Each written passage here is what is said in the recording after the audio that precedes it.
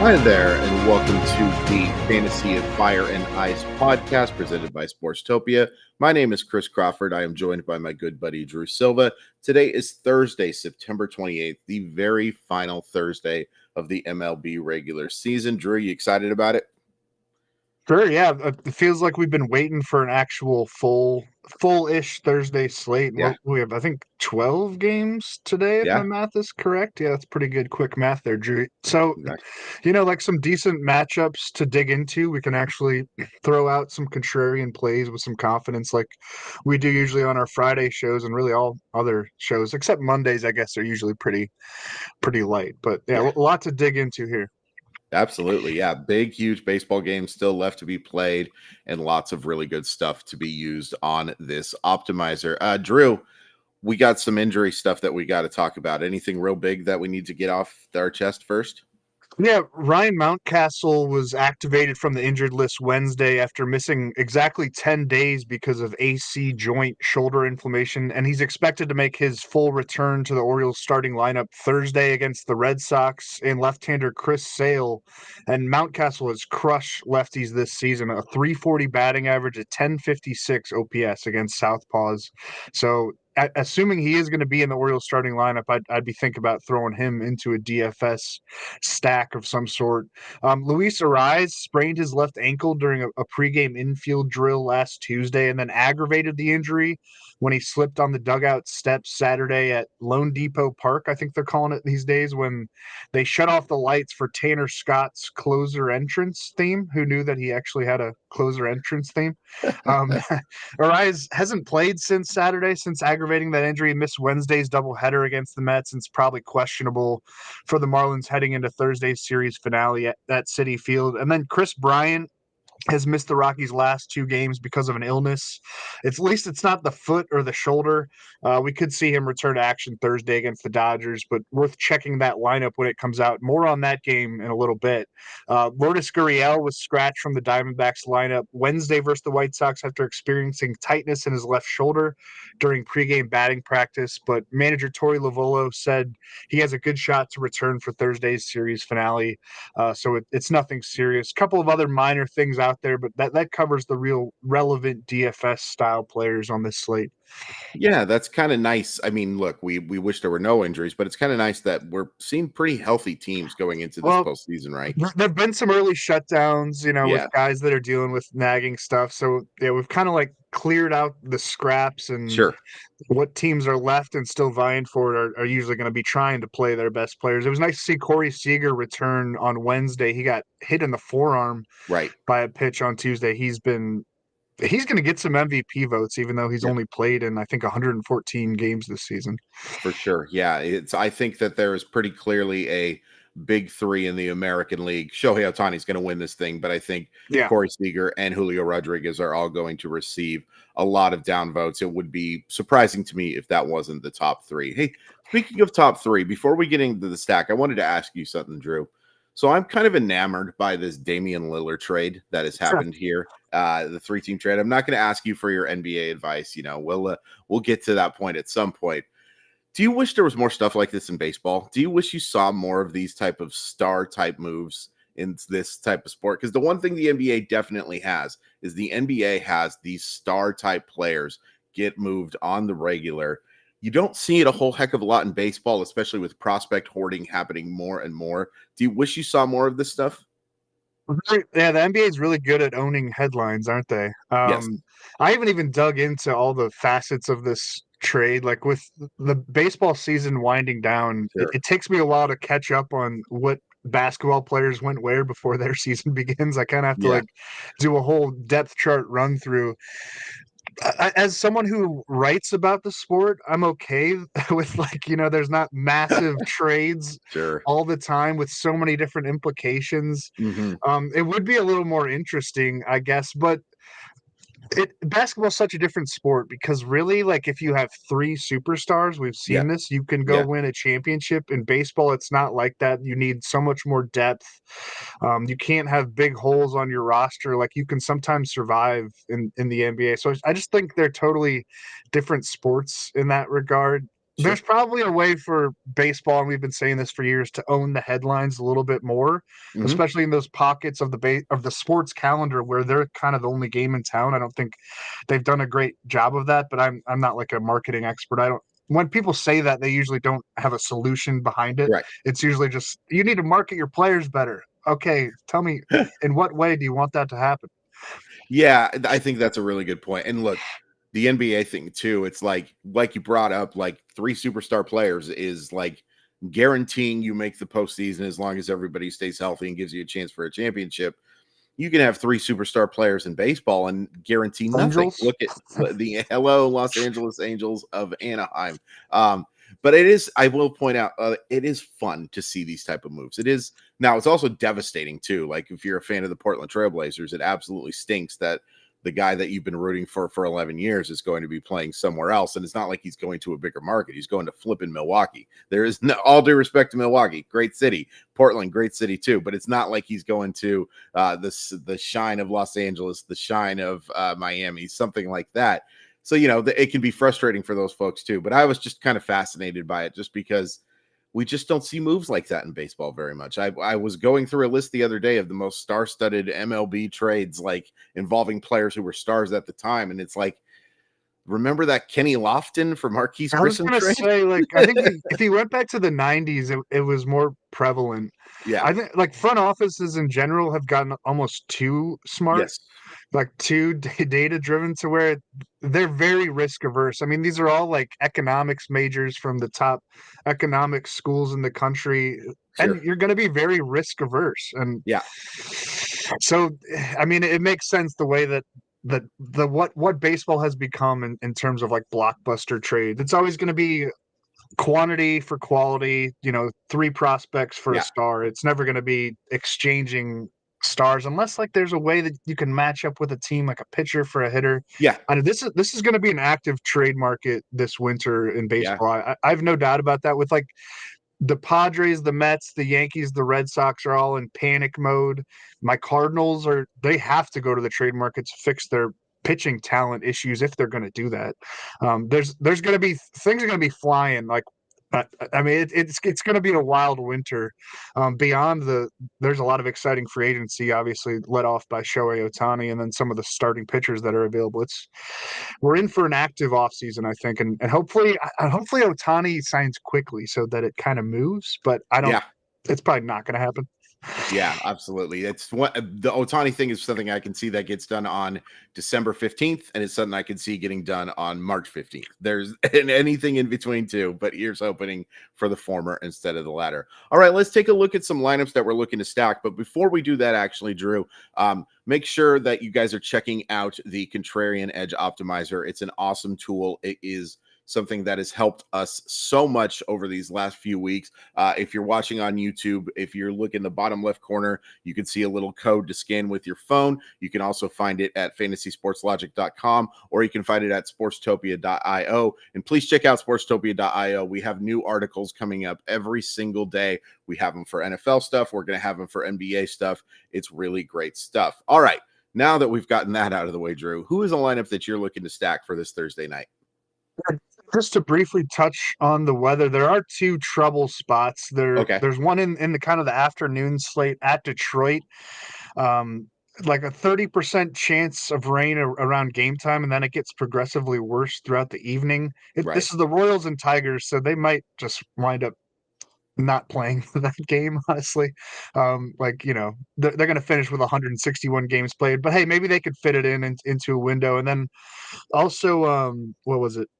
Pirates at Phillies is about a 50% chance of rain at game time. I think that game will get played. It looks like there's going to be a window later in the night, but there could be a delay in that one. So keep in mind for your starting pitchers, if that delay hits in like the second inning, that's always frustrating.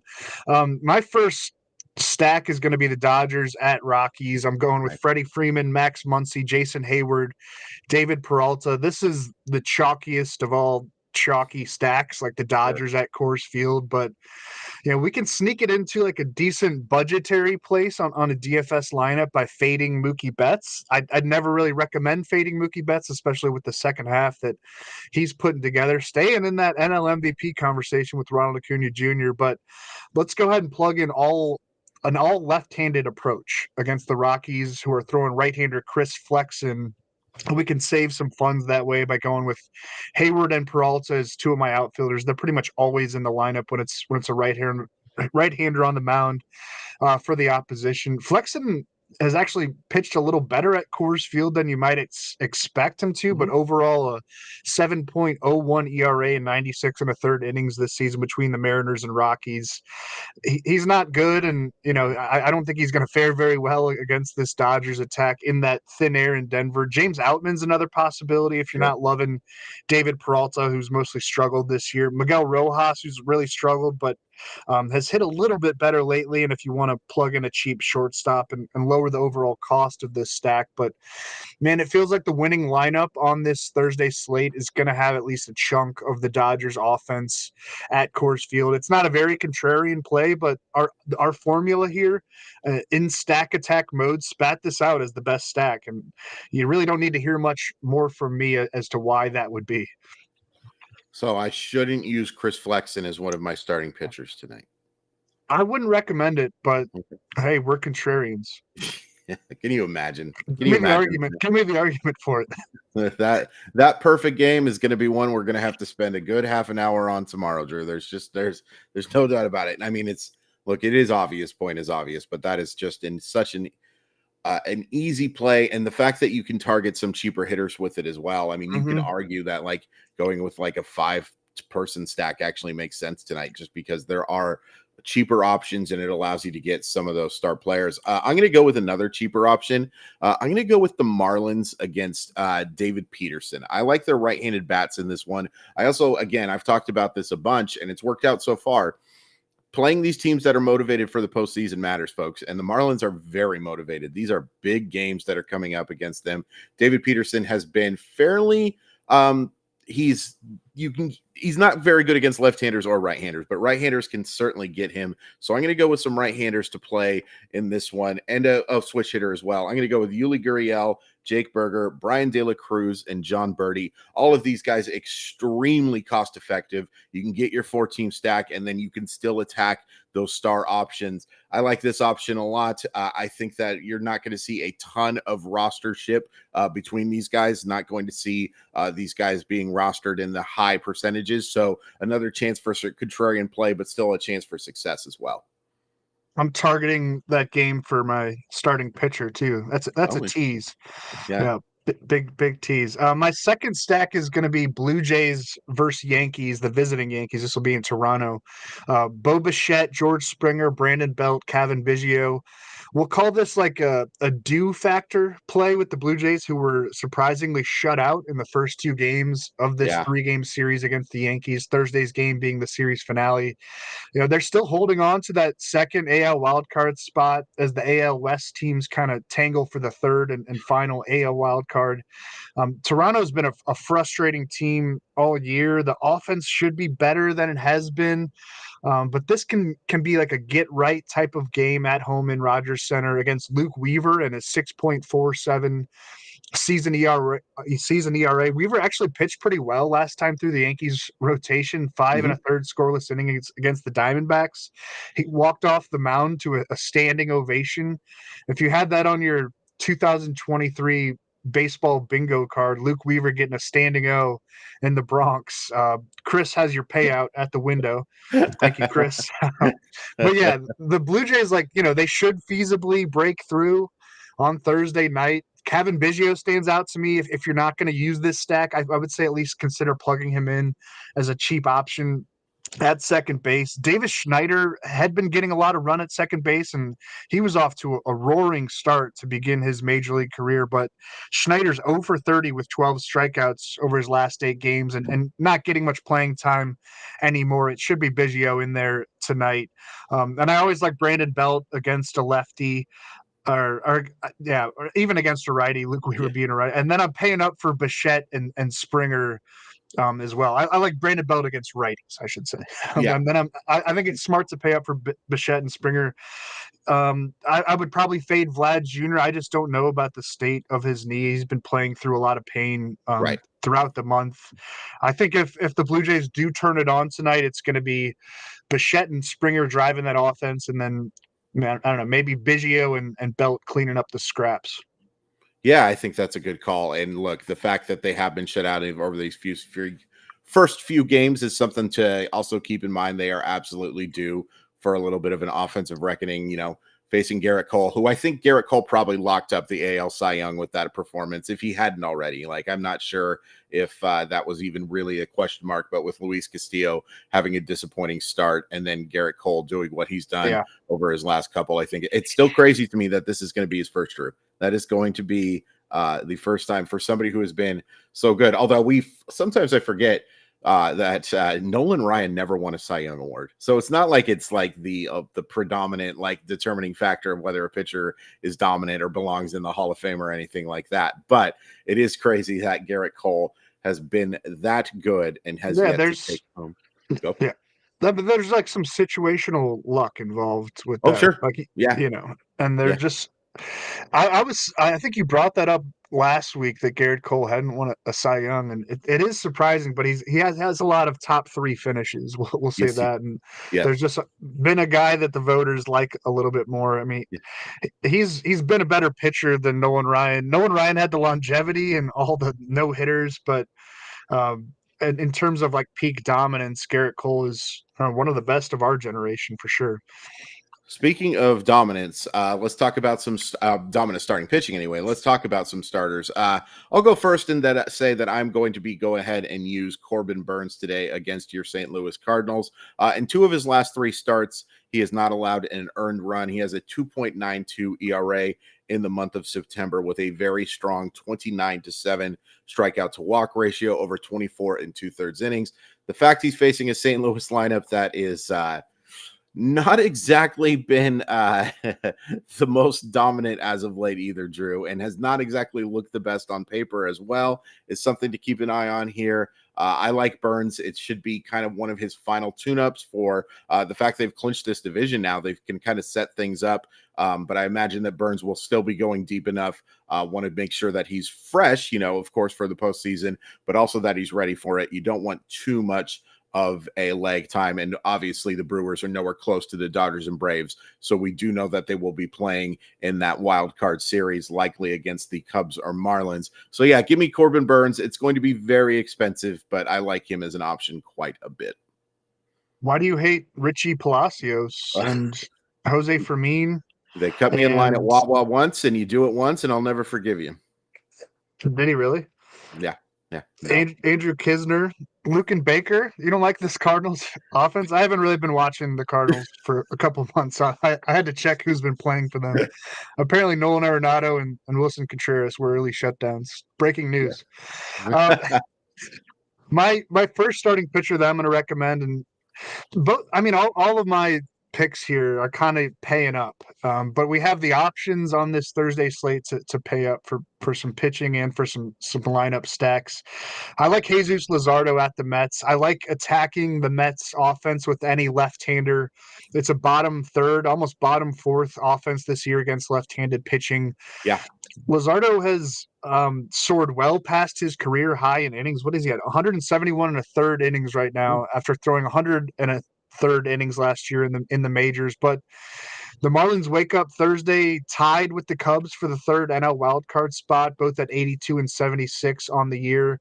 So this is must-win territory like we were talking about. And Luzardo's been a workhorse for the Marlins all season, especially with Sandy Alcantara succumbing to an early shutdown with that UCL sprain in his right elbow.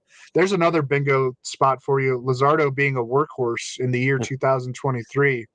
But he has an overall 3.73 ERA, 198 strikeouts in those 171 1/3 innings. So it should pass the 200 strikeout threshold tonight at Citi Field. He hasn't faced the Mets since the first week of the season, but he threw 5 2/3 scoreless innings in that game. I think Luzardo delivers solid run prevention tonight with a good number of Ks, hopefully soars well past the 200 mark, and a decent shot at a win in what is, again, a must-win game for Miami heading into the final weekend of the regular season. Yeah, I like that call a lot. And yeah, you're going to have to pay up for sure. But anytime that you can use a left-hander, I think against the Mets right now is a pretty strong option. Mine's going to be a little bit more of a contrarian play. I'm going to go with AJ Smith-Shawver against the Cubs. And look, I'm going to be flat out honest with you. It's a huge risk. He has not gone deep into games in the minor leagues. He has kind of struggled in his limited time in the majors. But if you really want to take a shot here and you want to get some strikeouts and you want to get a chance at a 5-inning win, why not? Why not take a chance on something like this and then load your lineup up? Like, get as many Dodgers in the lineup as you want if you use an option like AJ Smith-Shawver. Like, get as many Philadelphia Phillies against Luis Ortiz as you want, again, if you want to use that type of play. This is those throw in the dart type of situations. I can't guarantee that AJ Smith-Shawver is going to be good, but I know he has the stuff to be successful. And Atlanta has done an excellent job with these type of arms. You've seen flashes of brilliance from Smith-Shawver in his short time up. Yes, you take a chance that he's going to throw 3 innings of 2-run baseball, and that's going to really hurt you. But you also get the chance of 5 innings of 1-run baseball with 6 or 7 strikeouts, and you can load up on other offensive players. Talk about the ultimate contrarian play here. Why not go with a talented rookie on one of the last regular season days where you do have a full boat, where you can add in those star players, knowing that there is a chance for upside? I'll take that shot. Yeah, I like Smith-Shawver in terms of like the cheaper, options that are playable for starting pitchers on this slate. Because, I mean, Ryan Yarbrough, maybe, but he's at Coors Field and he's not going to pitch really deep, even if he might even come in as like piggyback relief role, which sometimes sets you up as a good shot at a win. Right. But you're playing with fire there. And yeah, I mean, like the contrarian spitting out Luke Weaver, I'm not touching that. It spit out Smith-Shawver too. I think it in terms of like the mid tier to lower tier priced starting pitchers, I like that move. My other one's going to be Chris Bassett versus the Yankees. The ever solid Chris Bassett. He just always feels so safe in season long or DFS. I already laid out what's on the line for the Blue Jays. I like their offense to do work here on Thursday against the Yankees and Luke Weaver, and for Bassett to thoroughly outduel Weaver as the Jays fend off what would be a hugely frustrating 3-game sweep at home against a team that has been fully out of it for a while, mathematically out of it since the weekend in the Yankees. Bassett racked up 8 strikeouts over 6 2/3 innings last time out against the Rays, earned the win.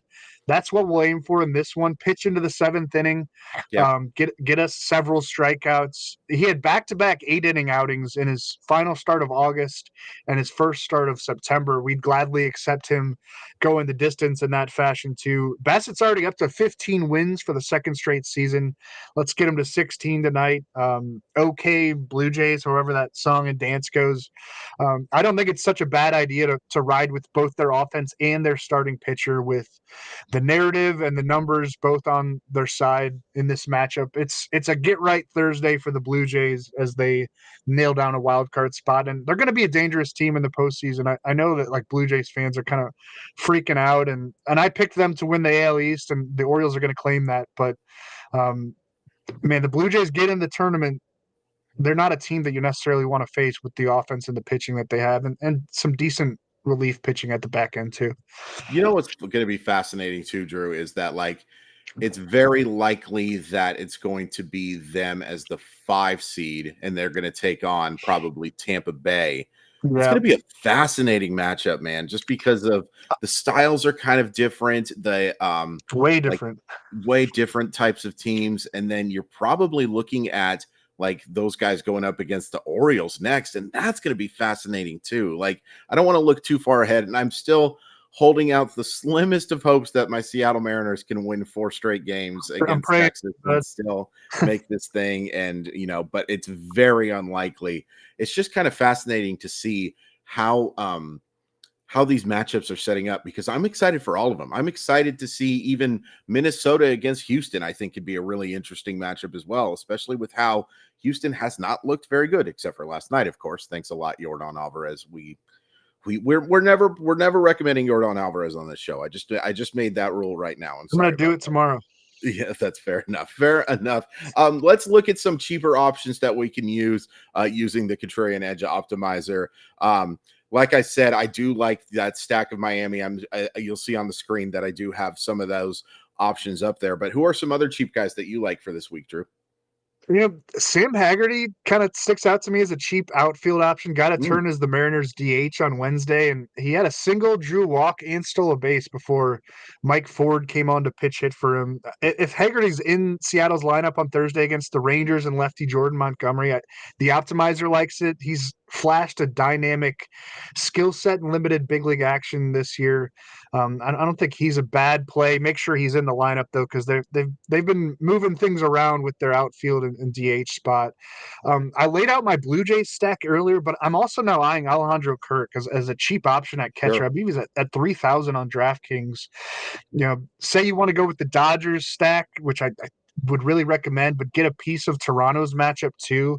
If you're really following my lead, I don't know, that's a little bit scary, but Kirk's price is really low because he's been a disappointment on the whole this year, but we know there are some big hits in that bat of his. Like I said, this entire Blue Jays team is due, so I wouldn't mind getting some of them into my lineup. Yeah, that makes sense a lot. I like that Haggerty call quite a bit too.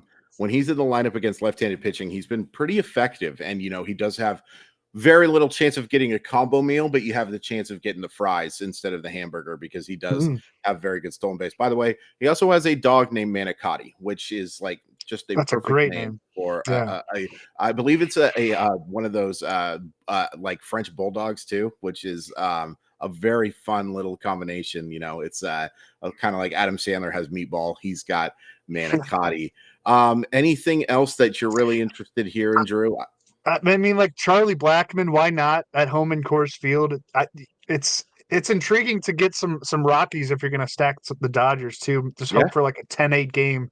It could be one of his final few home games in a Rockies uniform. I think they're at home for their final series too, so he might have a nice send off at some point this weekend. I love Nolan Jones too, but he's gotten expensive and rightly so. Brendan Rodgers, Orlando Arcia, Eddie Rosario. We didn't really talk about Atlanta, but if you want a cheap piece of that Atlanta offense, I guess you talked about Smith Shawver, but they could go rake like they always do on Thursday. Austin Wells is a cheap catcher that would be going against my guy and Chris Bassett, but he's starting to show his offensive talent. Back-to-back games with the homer before he got a day of rest on Wednesday. Wouldn't mind plugging in Austin Wells and seeing if he can go 3 straight games with a homer.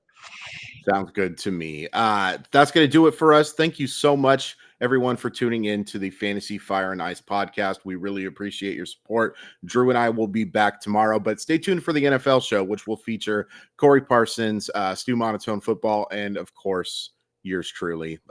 Hopefully I can give you another play like Ronnie Bell scoring a touchdown, but I can't guarantee it. Make sure you're following all of our socials. I'm at Crawford_MILB. Drew is at Drew Silv. Really appreciate the support, and we will see you next time.